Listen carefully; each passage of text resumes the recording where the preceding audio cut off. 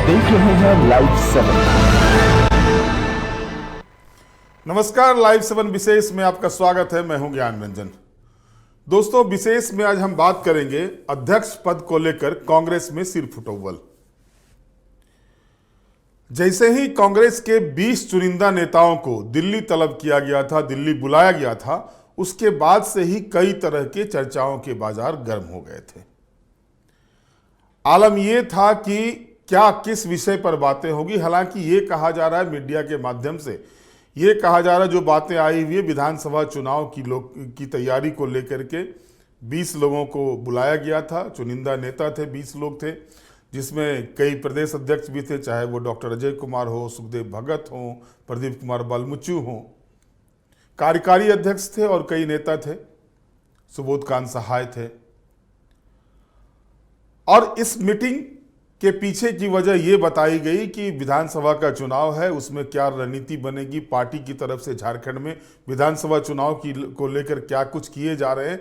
इन सारे विषयों पर केसी वेणुगोपाल, जो राष्ट्रीय महामंत्री हैं, कांग्रेस के राष्ट्रीय महासचिव हैं, उनके साथ बैठक होनी थी और बैठक हुई भी। कांग्रेस के नेताओं ने मल्लिकार्जुन खड़गे से भी मुलाकात की, जो राष्ट्रीय अध्यक्ष है कांग्रेस पार्टी के। लेकिन अब जो चर्चाओं का बाजार गर्म है कांग्रेस पार्टी को लेकर, सवाल ये उठ रहा है, क्या राजेश ठाकुर की विदाई को लेकर के ये 20 लोगों का सम्मेलन हुआ था दिल्ली में केसी वेणुगोपाल के साथ। सवाल ये उठ रहा है कि आखिरकार चुनाव के पहले कांग्रेस पार्टी के भीतर अध्यक्ष पद को लेकर झकझूमर क्यों हो रहा है। सवाल ये उठ रहा है कि क्या आदिवासी अध्यक्ष बनाए जाएंगे या ओबीसी से अध्यक्ष बनाए जाएंगे या सामान्य जाति से अध्यक्ष होंगे। सवाल यह भी उठ रहा है कि आखिरकार आला कमान के समक्ष ही एक दूसरे के टांग क्यों खींचने लगते हैं कांग्रेस के नेता। सवाल यह उठ रहा है, क्या राजेश ठाकुर का परफॉर्मेंस इतना खराब था कि चुनाव के पहले उनको बदलने की तैयारी की जा रही है, उनको बदलने की जमीन तैयार की जा रही है। कई सवाल हैं इस चीज को लेकर। अगर आप राजेश ठाकुर के कार्यकाल को देखेंगे तो सुखदेव भगत के बाद जो भी अध्यक्ष आए, किन्हीं ने भी प्रदेश कार्य समिति का गठन नहीं किया था, लेकिन राजेश ठाकुर ने उस कार्य को किया। राजेश ठाकुर आए तो प्रदेश कार्य समिति का गठन हुआ।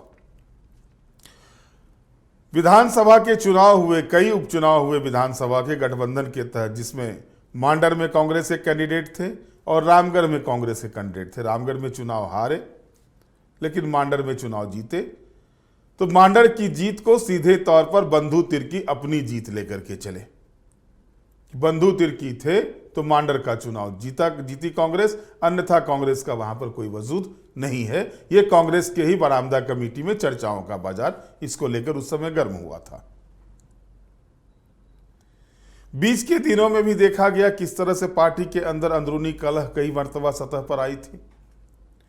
मंत्रिमंडल का विस्तार था, उस समय भी अंदरूनी कलह सामने आई थी। जब चंपाई सोरेन के नेतृत्व में सरकार बनी, हेमंत सोरेन जब जेल गए थे, उसके बाद पार्टी के 12 विधायकों ने एक अलग मोर्चा खोल दिया था मंत्रिमंडल में फेरबदल को लेकर।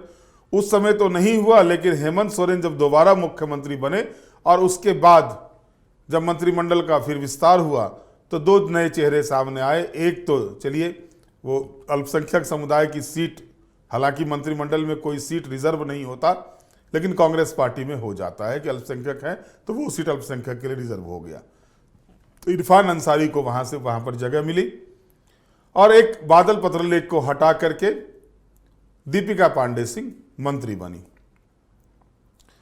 लेकिन अब जब चुनाव के 2-3 महीने बचे हुए हैं, अगस्त का महीना आज 9 तारीख हो गया है, सितंबर अक्टूबर की जो जानकारी मिल रही है, पहले भी चुनाव की घोषणा हो सकती है। अगर नहीं भी होगी तो मिड अक्टूबर के बाद आचार संहिता लगने हैं, यानी 2 महीने का समय बचा हुआ है, 2-2.5 महीने का समय बचा हुआ है।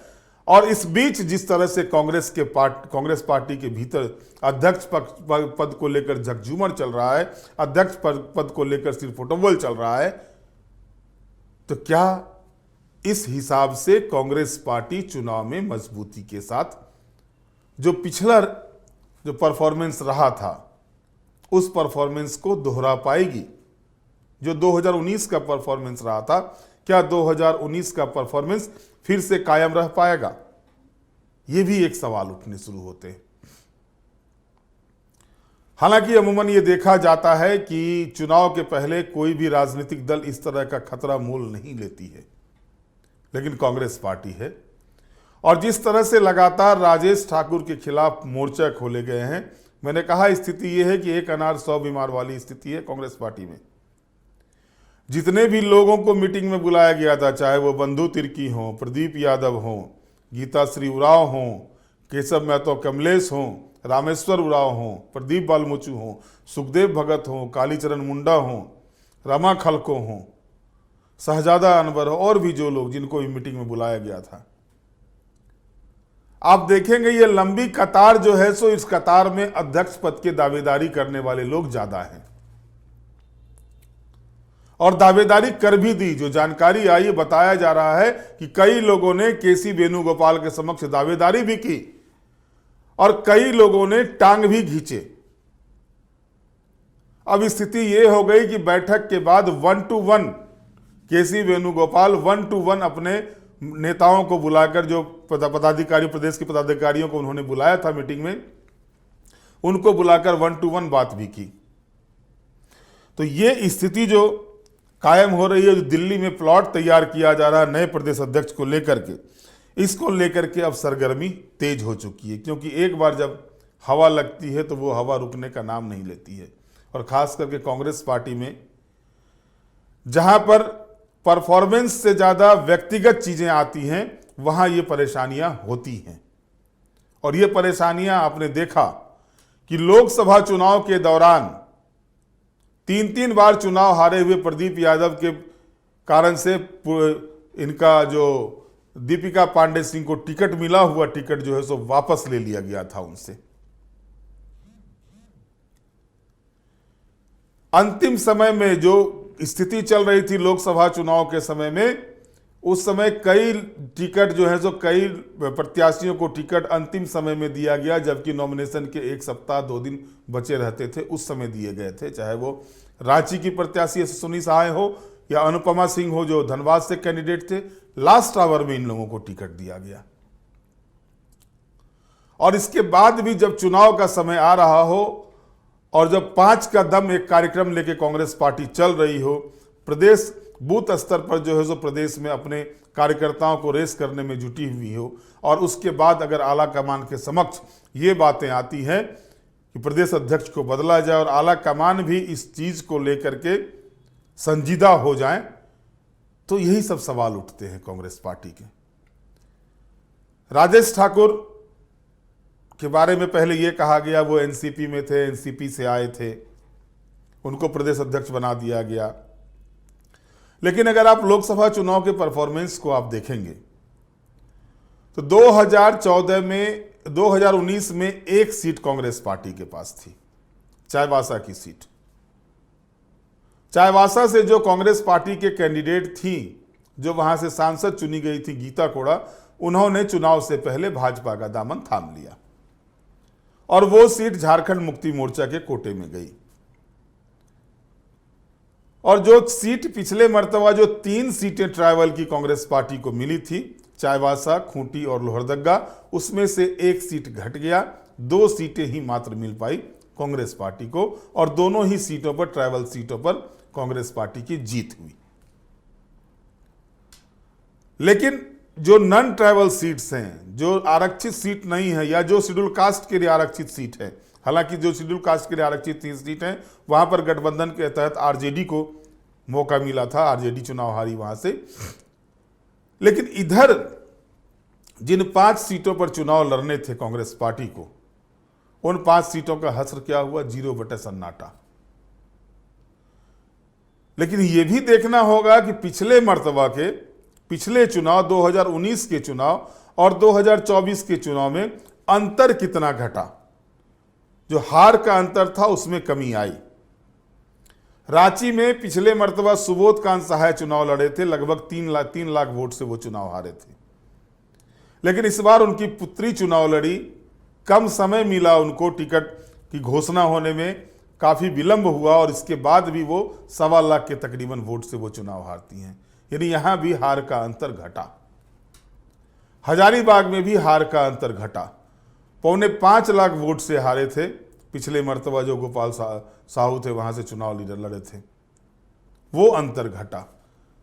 धनबाद में अंतर घटा। धनबाद में आप देखेंगे 4,86,000 के करीबन वोट से चुनाव पीएन सिंह जीते थे, जो इस बार 3 लाख तक आया। गोड्डा में घटा। तो इस स्थिति में जो स्थिति बनी हुई है, इस स्थिति में अगर आप देखें, सारे चीजों को देखें, सारे अंकगणित को देखें आप, चतरा में भी हार का अंतर घटा था पिछले बार की तुलना में। और वैसे में अब जब खलबली मची हुई हो पार्टी के भीतर, पार्टी के अंदर ये बातें आ रही हो कि प्रदेश अध्यक्ष को बदला जाए, तो ये कितना सार्थक स्टेप होगा कांग्रेस पार्टी का, ये सवाल खड़े होते हैं। राजनीतिक गलियारे में तो ये भी चर्चा है कि अगर सही मायने में कांग्रेस पार्टी ये स्टेप उठाती है तो विधानसभा चुनाव में कांग्रेस पार्टी को नुकसान का सामना करना पड़ सकता है। इस बीच जो 2 सांसद जीते हैं कांग्रेस पार्टी के, सुखदेव भगत और कालीचरण मुंडा, दोनों ही राहुल गांधी से भी मिले हैं।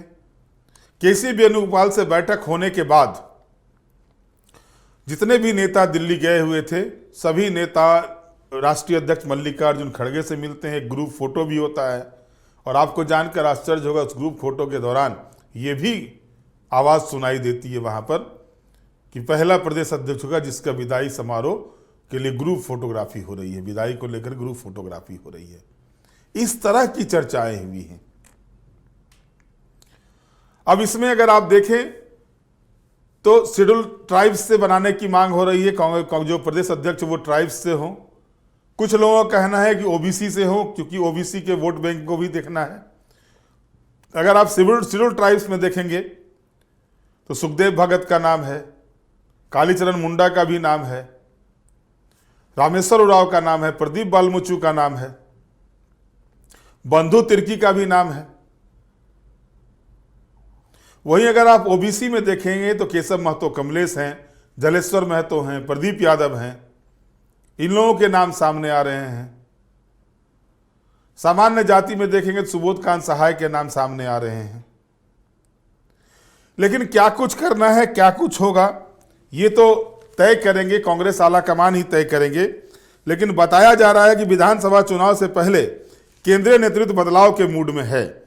पार्टी महासचिव केसी वेणुगोपाल ने प्रदेश के 20 चुनिंदा नेताओं के साथ बैठक की थी और 1-to-1 मीटिंग भी की उन्होंने। कई नेताओं ने पार्टी महासचिव के समक्ष अपनी दावेदारी भी पेश की। वहीं कई नेताओं ने उन्हें बताया कि विधानसभा चुनाव से पहले नेतृत्व परिवर्तन बेहतर होगा, किसी बड़े चेहरे को पार्टी कमान दी जाए, ये भी डिमांड किए गए। प्रदेश अध्यक्ष की जिम्मेवारी देने के मामले में जातीय समीकरण का ख्याल रखा जाए, ये भी बातें जो मीटिंग बुधवार को हुई थी उसमें कही गई। साथ ही साथ ये भी कहा गया कि उसमें हो क्या रहा था कि पार्टी नेता, जैसा मैंने बताया कि पार्टी नेताओं का एक खेमा चाहता है कि जनजातीय समुदाय से प्रदेश अध्यक्ष बने और एक खेमा चाहता है ओबीसी समुदाय से प्रदेश अध्यक्ष बने। ओबीसी समुदाय से प्रदेश अध्यक्ष बनने वाले का ये कहना है कि इन लोगों की दलील ये है कि पिछड़ा वोट बैंक को पार्टी अपने पक्ष में करे और इसको लेकर जरूरी है कि पार्टी के प्रदेश अध्यक्ष के रूप में ओबीसी समुदाय को तरजीह दी जाए। अब इसको लेकर के लगातार रांची से लेकर के दिल्ली तक लॉबिंग शुरू हो गई है। पार्टी के अंदर जो है सो जो खटराग होना था वो खटराग अपने चरम पर आ चुका है। झकझूमर अध्यक्ष पद को लेकर के शुरू है। लेकिन इस बीच सबसे बड़ी बात यह है कि देखना यह होगा कि आखिरकार केंद्रीय नेतृत्व क्या चाहती है, केंद्रीय नेतृत्व का की मंशा क्या होती है इस विषय पर। क्योंकि जो स्थिति बनती है, अगर अभी के समय में नेतृत्व परिवर्तन होता है, अध्यक्ष पद के नेतृत्व में परिवर्तन किया जाता है, फिर से नए सिरे से कार्य समिति का गठन करना होगा, जिला अध्यक्षों को का गठन करना होगा, जिला अध्यक्षों का चयन करना होगा, साथ ही साथ बूथ स्तर पर जो पार्टी के काम चल रहे हैं अभी चुनाव को लेकर के, वो काम भी प्रभावित होंगे। तो जो बातें चल रही है उस बातों में इस विषय पर भी चर्चा होगी कि भाई अभी चेंज करना कितना लाभदायक होगा पार्टी के लिए। और जो मेरे पास जानकारी आई हुई है कि कुछ नेताओं को अगर छोड़ दें तो अधिकांश नेता जो है सो राजेश ठाकुर के अगेंस्ट में ही केसी वेणुगोपाल के समक्ष अपनी बातों को रखा है। तो जो स्थिति बन रही है उस स्थिति के हिसाब से अगर देखा जाए तो अगर यही दृश्य रहता है कांग्रेस पार्टी के भीतर, अगर इसी तरह से बातें होते रहती हैं तो आप मान के चलिए कि विधानसभा चुनाव के पहले अगर इस तरह की कोई रणनीति पर कांग्रेस पार्टी काम कर रही है, बदलाव करना चाहती है प्रदेश अध्यक्ष का, तो जाहिर तौर पर विधानसभा चुनाव में भी इसका प्रभाव दिखेगा। क्योंकि लगातार लोकसभा चुनाव परिणाम आने के बाद जिस तरह से प्रभारी ने मीटिंग की, हर विधानसभा लोकसभा क्षेत्र की समीक्षा की, उसके लिए चुनाव में किसके कार्य अच्छे हुए, किन्होंने कार्य ठीक से नहीं किया, संगठन के प्रति ईमानदारी से काम नहीं किया, इसको लेकर के प्रदीप बलमुचु की अध्यक्षता में एक कमेटी तक बनाई गई और वो कमेटी लोगों से मिलकर जमीनी हकीकत तलाश रही थी। हालांकि रिपोर्ट अब तक नहीं दी गई है।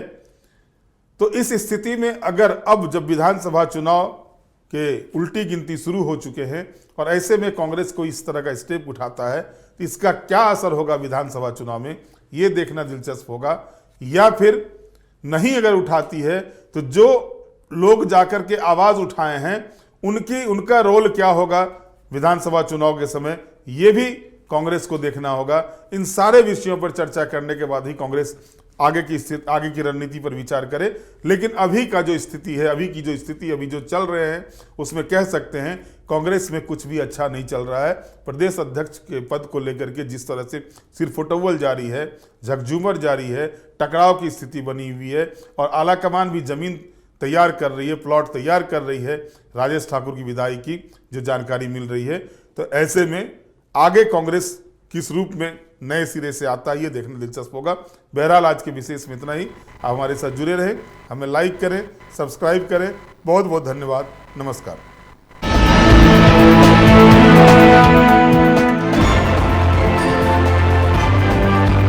आप देख रहे हैं लाइव 7।